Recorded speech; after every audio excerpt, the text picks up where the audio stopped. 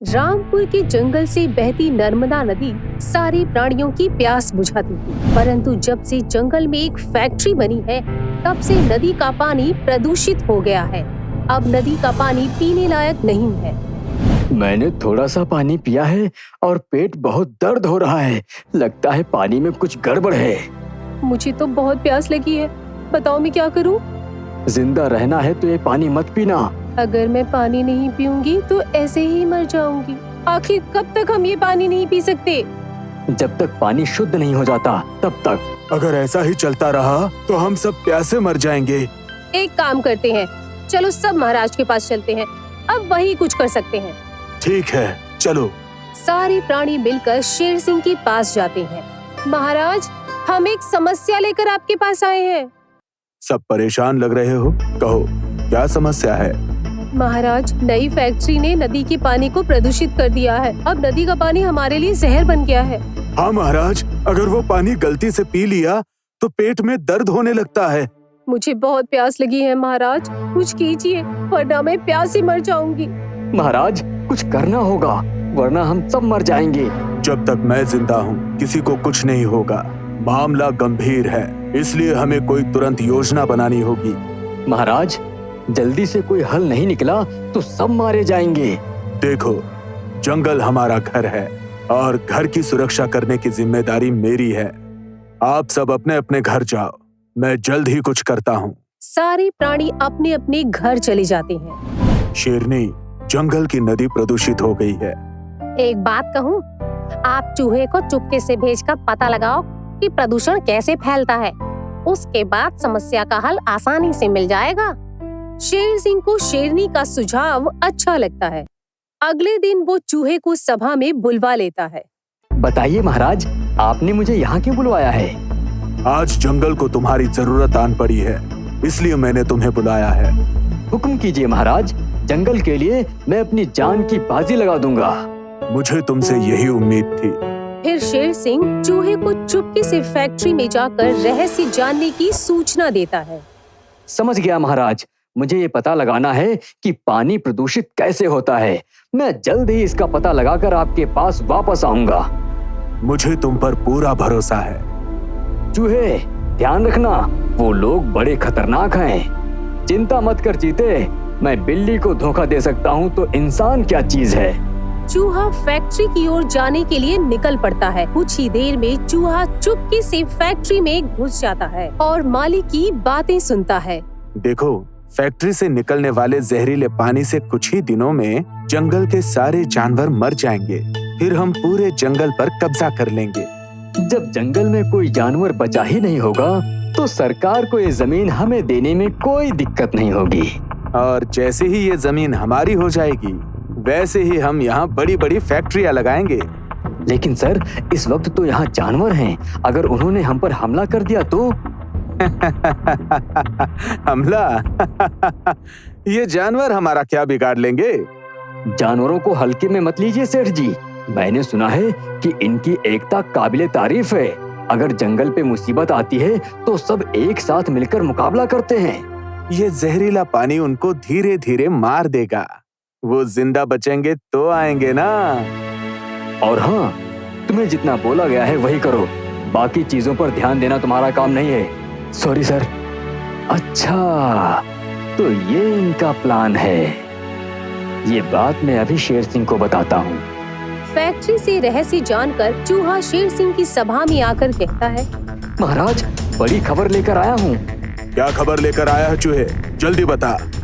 Factory वाले चाहते हैं कि सारे प्राणी मर जाएं और वो जंगल पर कब्जा कर लें। इसका मतलब वो हमें मारना चाहते हैं? हाँ महाराज। इनकी इतनी हिम्मत! मैं अभी जाकर उनकी फैक्ट्री उखाड़ फेंकता हूँ।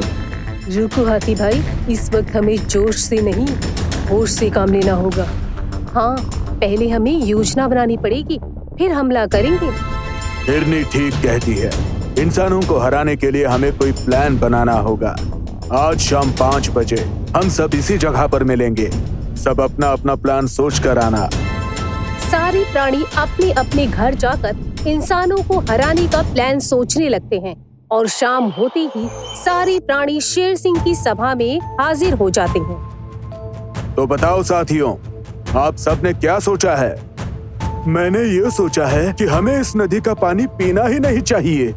पीने के पानी की व्यवस्था मैं कहीं और कर दूंगा।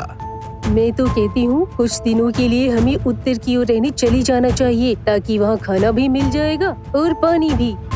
ठीक सोचा है तुमने क्या सोचा है हाथी? मैंने सोचा है इंसानों को डराया जाए, क्योंकि इंसान चमत्कार को ही नमस्कार करते हैं। ठीक है, हम सब मिलकर इंसानों को ऐसा डराएंगे कि उनकी नानी याद आ जाएगी। जब भी हम उन पर हमला करेंगे, मैं उनकी गाड़ी की हवा निकाल दूंगी। मैं उनके टेंट उखाड़ दूंगा और मैं उनकी टोपी चुरा लूंगा। लेकिन टोपी चुराने से क्या होगा? सारा समय वो लोग अपनी टोपियां ढूंढते रहेंगे और हम अपना काम पूरा कर लेंगे। लेकिन इसे हम बाद में अमल में लाएंगे। मैं उन्हें अपने बड़े बड़े सींगों से उठाकर पटक दूंगी। मैं उनके टैंकों में कीचड़ भर दूंगा। सबकी तैयारी अच्छी है, इसलिए आज रात ही हमला करेंगे। हम तैयार हैं महाराज। रात होते ही सारे प्राणी नई फैक्ट्री की ओर जाने के लिए चल पड़ते हैं। फैक्ट्री पर पहुंचते ही सारे प्राणी हमला कर देते हैं। बचाओ, प्राणियों ने हम पर हमला कर दिया है। हमला होते ही फैक्ट्री में अफरा तफरी मच जाती है। जिसको जहाँ रास्ता मिला वहाँ भागने लगा। कोई भागते भागते झाड़ियों में गिर गया तो कोई कीचड़ में गिर गया। सब अपने अपने जान बचाकर भागो, वरना ये जानवर हमें खा जाएंगे। मालिक, आप भी भागिए। इनके लिए नौकर और मालिक सब बराबर हैं। ये आपको भी खा सकते हैं। ये तो बड़े शातिर निकले। क्या प्लान बनाकर हमला किया है बाप? मैंने पहले ही कहा था, ये जंगल उनका घर है। जब इनको अपने घर पर खतरा दिखता है तो वो पूरी ताकत से हमला कर देते हैं। कहानी बाद में सुनाना, पहले भागो यहाँ से। इतना कहकर सभी फैक्ट्री को छोड़ वहाँ से जान बचाकर भाग निकलते हैं। इसके बाद जंगल में चारों तरफ खुशी की लहर दौड़ पड़ी। सभी जानवर जश्न मनाने लगते हैं। अब हमारा घर पूरी तरह से सुरक्षित है। अब हम यहाँ किसी को घुसने नहीं देंगे। कोई आए तो सही, मेरा ये 100 किलो का पैर उसे उसकी असली जगह दिखा देगा। मैं तो आने वाले की बोटी बोटी खा जाऊंगा। तभी चालाक लोमड़ी शेर सिंह से कहती है, माफ करना महाराज, लेकिन ये तूफान के आने के पहले की शांति है। तो कहना क्या चाहती है लोमड़ी? मैं कुछ समझा नहीं। इंसानों को मैं करीब से पहचानती हूँ। ये बड़ी धोखेबाज होती हैं। ये बदला लेने जरूर आएंगे। ये सुनकर सारे प्राणी घबरा जाते हैं। क्या इंसान फिर यहाँ आएंगे? हाँ। अब हम क्या करेंगे महाराज? अभी तो तुमने कहा था कि आएंगे तो बोटी बोटी खा जाऊंगा। वो क्या है, इंसानों से मेरी फटती है। कोई जानवर होता तो बोटी बोटी नोच लेता। चिंता मत कर, मेरी नहीं फटती, बोटी मैं नोचूंगा। जंगलवासियों, जब तक मैं जिंदा हूँ कोई भी तुम्हारा बाल भी बांका नहीं कर सकता। शेर सिंह की बात सुनकर सभी आश्वस्त हो जाते हैं और अपने अपने घर चले जाते हैं। लेकिन रात के वक्त शेर सिंह को नींद नहीं आती। लोमड़ी ने कहा था इंसान धोखेबाज होते हैं।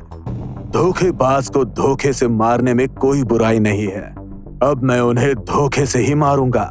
शेर सिंह ने इंसानों को धोखा देने का मन बना लिया था। यूं ही कई दिन गुजर जाते हैं और एक दिन बल्लू बंदर घबराया हुआ शेर सिंह के पास आता है। महाराज, लोमड़ी ने कहा था ठीक वैसा ही हुआ। इंसान लोग कई शिकारियों के साथ जंगल में आ चुके हैं। वो आए हैं अपनी मर्जी से, लेकिन जाएंगे हमारी मर्जी से। क्या मतलब? मतलब ये कि मैंने उनका इंतजाम करके रखा है। ये सुनकर बंदर की जान में जान आती है। फिर कुछ ही देर में फैक्ट्री का मालिक कई सारे शिकारियों के साथ जंगल में धावा बोल देता है। कहाँ है शेर सिंह? बड़ी होशियारी मारता था। हिम्मत है तो अब सामने आ। देख, मैं कितने यमराज को अपने साथ लेकर आया हूँ। अच्छा हुआ तू आ गया, वरना आज मैं तेरे जंगल को शमशान बना देता। तुझे ऐसा लगता है कि तू मुझसे बदला लेने यहाँ आया है, पर तुझे पता नहीं, तू आया नहीं, तुझे लाया गया है। ये क्या बकवास कर रहा है शेर? मैं यहाँ अपनी मर्जी से आया हूँ। मुझे पता था तू मेरी बात नहीं मानेगा, इसलिए मैं सबूत भी साथ में लेकर आया हूँ। मैनेजर, इसे सच सच बता दे। शेर सिंह का हुक्म मिलते ही मैनेजर तोते की तरह बोलने लगा। माफ करना मालिक, मैं तुम्हें धोखे से यहाँ लाया हूँ। लेकिन तूने ऐसा क्यों किया मैनेजर? आप मुझे तनख्वाह के अलावा क्या देते? जबकि शेर सिंह ने मुझे फैक्ट्री का मालिक बनाने का वचन दिया है। मुझसे इतना बड़ा धोखा। शिकारियों, इन सबको भून दो। ये सब मेरे आदमी हैं। इसे कहते हैं जैसे को तैसा। अब अगर जान प्यारी है तो यहाँ से चला जा, वरना मैं तेरी बोटी बोटी नोच लूंगा। खतरे को भांपते हुए मालिक वहाँ से चला जाता है। फिर शेर सिंह मैनेजर से कहता है, मैनेजर, तुझे जंगल में फैक्ट्री चलानी है तो चला, लेकिन मेरी कुछ शर्तें हैं। पहली शर्त, तू किसी प्राणी का शिकार नहीं करेगा। मुझे मंजूर है। दूसरी शर्त, तू यहाँ का एक पेड़ भी नहीं काटेगा और नदी को प्रदूषित नहीं करेगा। मुझे आपकी हर शर्त मंजूर है शेर सिंह। शेर सिंह मैनेजर को फैक्ट्री चलाने की मंजूरी देकर सारे प्राणियों के साथ अपने टीले पर वापस चला जाता है। महाराज, एक बात समझ में नहीं आई, आपने उस मैनेजर को हमारे पक्ष में कब और कैसे ले लिया? इसे कहते हैं एकता। जिस दिन हमने इन सबको जंगल से भगाया था, उस रात मैंने एक खुफिया सभा बुलवाई थी। साथियों, फैक्ट्री का मालिक हमसे बदला लेने जरूर आएगा। उसके आने से पहले हमें उसको हराने का इंतजाम करना पड़ेगा। अब चिंता न करिए महाराज, इंसान बड़े लालची होते हैं, उन्हें फंसाना मुझे बहुत अच्छी तरह से आता है। फिर लोमड़ी ने मैनेजर को मालिक बनाने का लालच देकर हमारे पक्ष में ले लिया। जंगल को बचाने के लिए सब प्राणियों ने अपना अपना योगदान देकर एकता का परिचय दिया है। मैं सबका आभार प्रकट करता हूँ। इस प्रकार जंगल के सभी जानवरों ने एकजुट होकर अपने घर को बचा लिया। अब सब बिना डरे खुशी खुशी अपना जीवन जी रहे हैं। बकरी का खजाना। एक जंगल में चमेली नाम की एक बकरी रहती थी, जो अपनी बुद्धिमानी, दया और न्यायप्रिय स्वभाव के लिए जानी जाती थी। अरे चमेली, कहाँ जा रही हो? महाराज के पास। महाराज के पास? सब ठीक तो है ना? अरे ऐसी कोई बात नहीं है। दरअसल महाराज कई मामलों में मेरी सलाह लेने अक्सर मुझे बुलाते हैं। कितनी अच्छी बात है कि महाराज तुम पर इतना विश्वास करते हैं। जी अच्छा, तो मैं चलती हूँ। इतना कहकर चमेली शेर सिंह के पास जाती है। आओ चमेली, मुझे तुम्हारा ही इंतजार था। जी बताइए महाराज, मैं आपकी क्या सेवा कर सकती हूँ?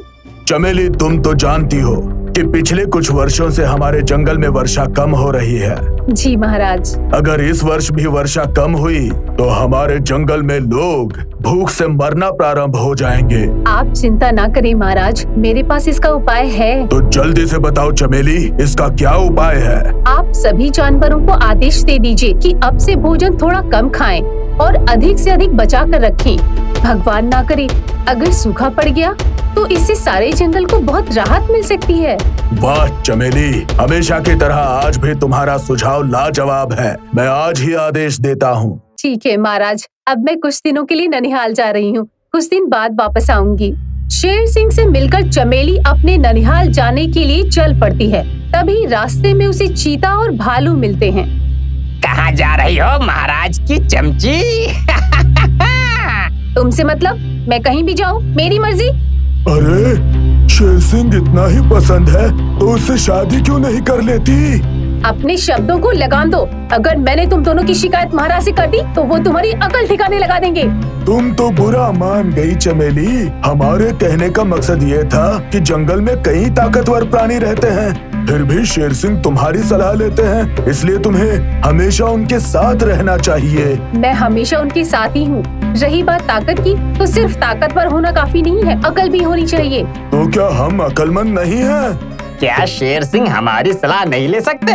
शेर सिंह ने तुम्हारी सलाह ली होती तो अब तक आधा जंगल तबाह हो चुका होता। इतना कहकर चमेली वहाँ से चली जाती है। भालू भाई, चींटी के पर निकल आए हैं, इसका कुछ करना पड़ेगा। हाँ, लेकिन ये शेर सिंह की मित्र है, हम इसका क्या बिगाड़ सकते हैं? इसने हमें बुद्धू कहा, इसे अपनी अक्लमंदी दिखानी ही पड़ेगी। एक काम करते हैं, हम शेर सिंह के कान में इसके खिलाफ जहर उगलते हैं, फिर देखते हैं कि क्या होता है। होना क्या है, शेर सिंह इसे धक्के मारकर जंगल से बाहर निकाल देगा। अगले दिन चीता और भालू शेर सिंह के पास जाते हैं। अरे तुम दोनों अचानक यहाँ, सब ठीक तो है ना? महाराज, हम आपको सचेत करने आए हैं। सचेत? किससे? चमेली से। चमेली से? भला उससे मुझे क्या खतरा हो सकता है? वो तो मेरी दोस्त है। बड़ा मुंह छोटी बात, लेकिन हमें चमेली पर शक है। शक? कैसा शक? यही कि वो दूसरे जंगल के राजा से मिलकर तुम्हारे खिलाफ साजिश रच रही है। ऐसा नहीं हो सकता महाराज, हम तो आपके शुभचिंतक हैं। हमारा फर्ज था आपको बताना। अब आप मानो या ना मानो, यह आपके ऊपर है। चमेली के खिलाफ बात सुनकर शेर सिंह क्रोधित हो गया। देखो, मैं अपनी वफादार चमेली के खिलाफ एक शब्द भी नहीं सुनना चाहता, इसलिए चुपचाप चले जाओ यहाँ से। शेर सिंह ने भालू और चीता को अपमानित करके वहाँ से निकाल दिया। हम तो चमेली को निकलवाने आए थे, लेकिन महाराज ने तो हमें ही अपमानित करके निकाल दिया। लेकिन हमें हिम्मत नहीं हारनी चाहिए। हमें अपने प्रयास जारी रखने चाहिए। हम एक दिन चमेली को महाराज की नजरों में जरूर गिराने में कामयाब हो जाएंगे। कुछ समय बाद बारिश न होने से जंगल में सूखा पड़ गया। नदियाँ सूख गईं और जानवर पानी और खाने को तरसने लगे। ये देखकर शेर सिंह ने लोमड़ी को बुलवाया। महाराज की जय हो। सियार, पता लगाओ कि जो हालत हमारे जंगल की है, क्या वही हालत दूसरे जंगल की भी है? जो हुकुम महाराज। महाराज का आदेश सुनकर लोमड़ी फौरन जंगल की ओर निकल पड़ती है। वहाँ जंगल में पहुंचकर लोमड़ी जो दृश्य देखती है, उसे देखकर वो चौंक गई। ये जंगल तो बहुत ही हरा भरा है। यहाँ तो नदियाँ भरी हुई हैं और पेड़ों पर ताजे फल भी लटक रहे हैं। चलो एक फल यहाँ से खा लेती हूँ। इतना कहकर लोमड़ी एक फल तोड़ने ही वाली थी कि तभी जंगल का रक्षक भेड़िया आ गया। हेरा, कौन हो तुम और यहाँ क्यों आए हो? मेरा नाम टोनी है। मैं पास वाले जंगल से आई हूँ। क्या तुम वहाँ के गुप्तचर हो? नहीं भाई, मैं तो मुसीबत की मारी हूँ। वहाँ अकाल पड़ा था, इसलिए खाने की तलाश में यहाँ आई हूँ। अच्छा, तो तू भूखा है, लेकिन यहाँ तुम्हें कोई चीज मुफ्त में नहीं मिलेगी। क्या मतलब? हमारे जंगल में हर चीज के दाम देने पड़ते हैं, और वो भी जीएसटी के साथ। जीएसटी? हाँ, ये एक ऐसा टैक्स है जो सभी को भरना पड़ता है। हमारे महाराज यहाँ के मेहमान बनकर आएंगे तो उन्हें भी जीएसटी भरनी पड़ेगी क्या? यहाँ यमराज भी आत्मा लेने आते हैं तो उन्हें भी जीएसटी भरना पड़ता है। ये सुनकर लोमड़ी निराश हो गई और भूखी ही अपने जंगल वापस लौट आई। कहो, क्या खबर लेकर आए हो सियार? महाराज, वहाँ सूखा नहीं है। क्या मतलब? वहाँ के राजा ने हर चीज पर टैक्स लगा रखा है, जिस कारण उनके खजाने में काफी धन है। अरे, सूखे में धन थोड़ी ना खा सकते हैं। वो धन नहीं खाते हैं, टैक्स के धन से बांध बांधते हैं, जिससे वहाँ कभी सूखा पड़ ही नहीं सकता। उपाय तो अच्छा है, लेकिन इस वक्त हम क्या करें? अगर हमें वहाँ से कुछ लाना है तो जीएसटी भरनी पड़ेगी। लेकिन इस वक्त हमारा खजाना खाली है। माफ करना महाराज, बिना टैक्स दिए वहाँ से दाना पानी लाना संभव नहीं है। तो फिर अब क्या करें? बारिश का इंतजार करने के अलावा हम कुछ और कर भी नहीं सकते महाराज। अच्छा, मैं चलती हूँ। लोमड़ी के जाने के बाद शेर सिंह को चमेली की याद आती है। काश इस वक्त चमेली यहाँ होती तो मुझे अच्छी सलाह देती। कुछ समझ में आया भालू? हाँ, दूसरे जंगल से कुछ लाना है तो वहाँ के राजा को टैक्स देना पड़ेगा। तू भालू का भालू ही रहा। अबे तुझमें अकल कब आएगी? क्यों, मुझसे कोई गलती हुई क्या? हाँ, शेर सिंह ने कहा काश इस वक्त चमेली यहाँ होती। हाँ तो क्या महाराज की मुसीबत में चमेली यहाँ नहीं है? इस बात का फायदा उठाकर हम चमेली को महाराज की नजरों से गिरा देंगे। वाह, क्या शैतानी दिमाग पाया है। अगले दिन भालू और चीता दोबारा शेर सिंह के पास जाते हैं। तुम फिर आ गए? माफ करना महाराज, लेकिन बात ही कुछ ऐसी है कि हमारा आना जरूरी था। कहो, क्यों आए हो? मैंने सुना है चमेली ननिहाल गई है। हाँ तो? दरअसल वो ननिहाल नहीं, पास वाले जंगल में गई है। पास वाले जंगल गई है? हाँ, आपको सत्ता से बेदखल करने के लिए वो दूसरे जंगल के राजा से मिलकर आपके खिलाफ साजिश रच रही है। इस बात का तुम्हारे पास कोई सबूत है? चमेली के आते ही आपको सबूत मिल जाएगा महाराज। और अगर सबूत नहीं मिला तो मैं तुम दोनों को जंगल से बाहर निकाल दूंगा। ठीक है महाराज। वहाँ से जाने के बाद चीता और भालू चमेली को फंसाने के तरीके ढूंढने लगते हैं। तभी दूर से उन्हें चमेली मुंह में एक पोटली लेकर आती हुई दिखाई दी। देखा, वो छुपा कर कुछ लाई है। चमेली उस पोटली को लेकर घर के पीछे वाली गुफा में चली गई। मेरा शक सही निकला, ये जरूर कुछ छुपा रही है। चलो छुप कर देखते हैं इस पोटली में क्या हो सकता है। और क्या होगा? खजाना होगा। खजाना?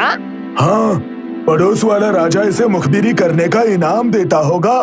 लगता है ये वहाँ से खजाना और खाना दोनों लेकर आई है। अगले दिन चीता और भालू ने जंगल में अफवाहें फैलानी शुरू कर दी। अरे तुमने कुछ सुना? नहीं तो क्या हुआ? अरे चमेली के पास खजाना है। मैंने अपनी आंखों से देखा। अगर इस वक्त वो चाहे तो अपना खजाना महाराज को देकर जंगल की मदद कर सकती है। मुझे तो उस पर पहले से ही शक था, वो है ही कुछ ऐसी। देखते ही देखते ये बात पूरे जंगल में फैल गई। क्या तुम जो कह रहे हो वो सच है? चमेली के पास वास्तव में खजाना है? हाँ, बिल्कुल सच है। मैं और मेरा मित्र भालू हमने स्वयं चमेली को खजाना लेकर उसके घर के पीछे वाली गुफा में जाते देखा है। धीरे धीरे ये बात शेर सिंह तक पहुंच गई। सियार, चमेली के बारे में मैंने जो सुना है, क्या वो सच है? हाँ महाराज, सब कह रहे हैं कि चमेली के पास खजाना है। हमारे जंगल में सूखा पड़ा है और हमारा खजाना खाली है। इस वक्त चमेली का खजाना हमारे काम आ सकता है। लेकिन ये बात चमेली ने आपको अब तक क्यों नहीं बताई महाराज? पता नहीं। एक बात कहूँ महाराज? कहो। चमेली के पास इतना खजाना आया कहाँ से? लगता है चीता और भालू सच कह रहे थे। हो सकता है ये खजाना पड़ोस वाले राजा ने दिया हो। लेकिन वो खजाना क्यों देगा? मेरा राज हथियाने के लिए। महाराज, जब से जंगल में सूखा पड़ा है तब से चमेली आपसे मिलने भी नहीं आई। मुझे लगता है कि जंगल के सारे प्राणियों की बातों में सच्चाई है। अगर ये बात सच है तो चमेली को जिंदा नहीं छोड़ूंगा। फिर शेर सिंह फौरन चमेली को अपने टीले पर बुलवाता है। आपने मुझे याद किया महाराज? हाँ, मैंने सुना है तुम्हारे पास खजाना है। क्या ये बात सच है? हाँ महाराज, ये सच है। ये सुनकर शेर सिंह और बुरी तरह से क्रोधित हो गया।